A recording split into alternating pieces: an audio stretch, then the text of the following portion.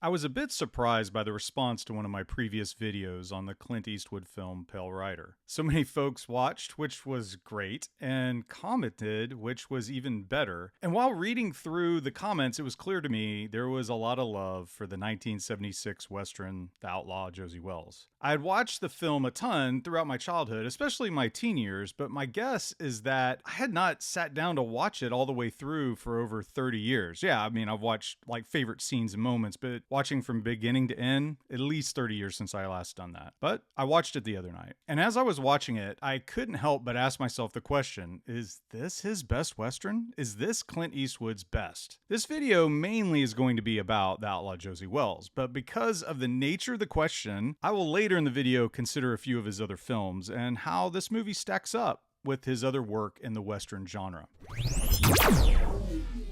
I think I need to get this out of the way right off the bat. The Outlaw Josey Wales is a classic. It was released in 1976. The Outlaw Josey Wales, it's a seminal Western film that embodies really the essence of the genre's evolution during that time period. It's directed and it stars Clint Eastwood, obviously, and Josey Wales, it just offers this surprisingly engaging exploration of themes like just revenge and redemption and really the enduring consequences of war. But Josey Wales is not without some controversy, and I would make a mistake if I just didn't mention that at the beginning of this video. But I'm only going to summarize it. I'm not really going to dissect it, mainly because I as deep of a dive as I've done, I don't think I understand it completely or know everything about it. But here's the basics. Essentially, Eastwood was not the director of the film, The Outlaw Josey Wales. Philip Kaufman was. Kaufman has made two of my favorite films, the 1978 movie Invasion of the Body Snatchers and the 1983 film The Right Stuff. I've done a video on The Right Stuff. The link is here at the top of the screen if you're interested. Eastwood was the producer of The Outlaw Josey Wales, and he had a say, obviously, over its production.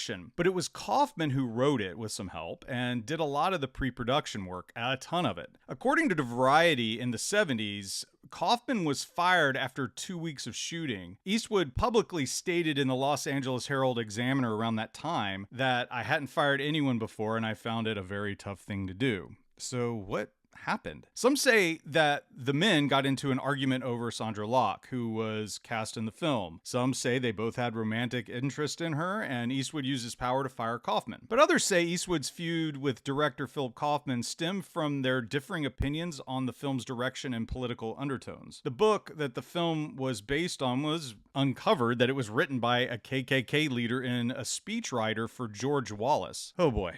According to some reports, Kaufman wanted to stick to the novel closely in some areas and eject, like get rid of other things. Eastwood wanted to really just remain loyal to the source material. As a result, Kaufman was fired. Finally, there is a report that Kaufman was so detail-driven that Eastwood fired him because it was just taking too long to film, and ultimately the budget would balloon out of control. Regardless, Eastwood fired Kaufman, which brought about a rule in Hollywood that prohibits someone already working on a film, producer, actor, from firing the director during production and then replacing them with themselves. This rule is known today as the Eastwood Rule. Despite this controversy, I feel this film is special. It's a special Western, and it's one that needs to be considered as one of Eastwood's best, if not his best. But why? The film opens with just a really heart-wrenching scene that sets the stage for Josey Wales' transformation from a quiet farmer into a notorious outlaw. As a Missouri citizen, Wales witnesses the brutal murder of his family by Union soldiers.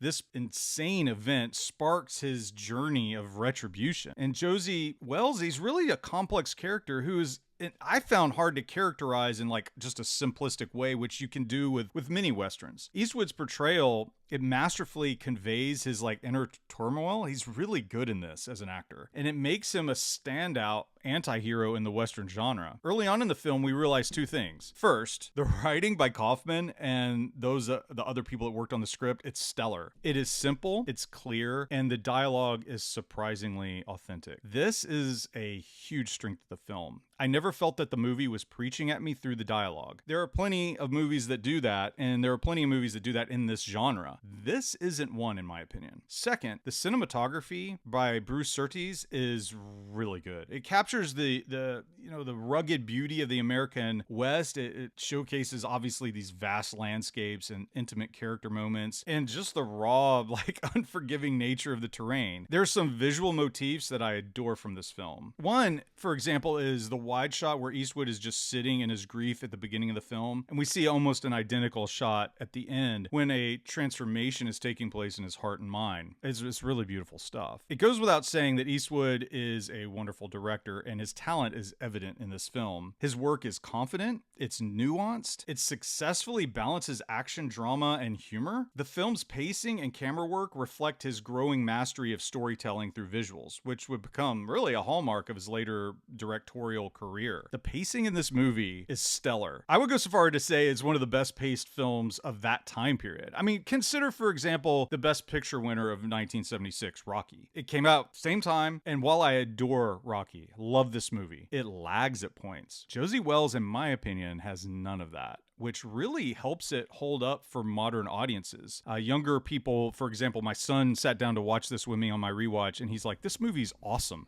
I was like, yes, like here it is, an 11-year-old giving it a thumbs up. What I really want in a Western is moments that are legendary, that feel legendary, and the Outlaw Josey Wales does that. There are so many moments, set pieces, and lines of dialogue that just elevate the film. As the film progresses from the Midwest to the Southwest, we see not only landscape changes, but we come into these new situations and hurdles for Josie and his band of followers. Obviously, you have these great lines like,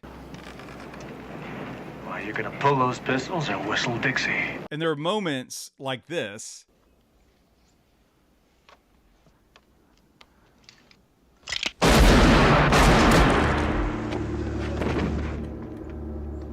The actors in this film feel authentic. If you have watched any of Eastwood's films from this time period, you see a lot of actors he had used before and he uses after. But it is the authenticity of their faces, their actions, their dialogue. It just stays with you. On the rewatch, I was totally blown away by this aspect. Every single person in this movie is memorable. The Outlaw Josey Wales delves deep into themes that transcend the Western genre. You can take them and put them in any other genre. The film explores the destructive power of revenge, the potential for redemption, even in the most unlikely of circumstances. It forces the audience to question the morality of violence and the blurring lines between really good and evil. And it's set against the backdrop of the post-Civil War time period. The film unearths the collective trauma and wounds left by the conflict. It emphasizes that the scars of war are not just on the battlefield, but they echo through generations. I love that aspect of Josey Wales. I personally think this is Eastwood's best Western. I know that most people will say things like The Good and the Bad and the Ugly and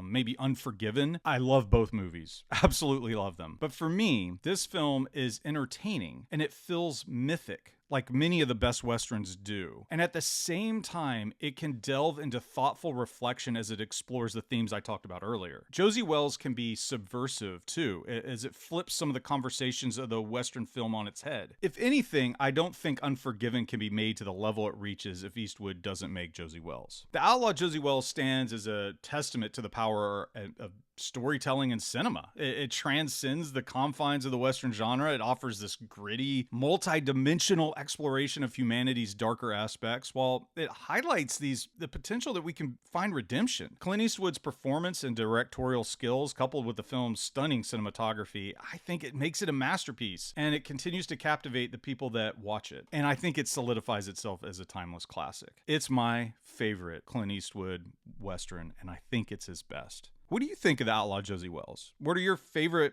moments and scenes? In your opinion, what is the best Eastwood Western? Let me know in the comments below, and as always, thank you for living in the past with me.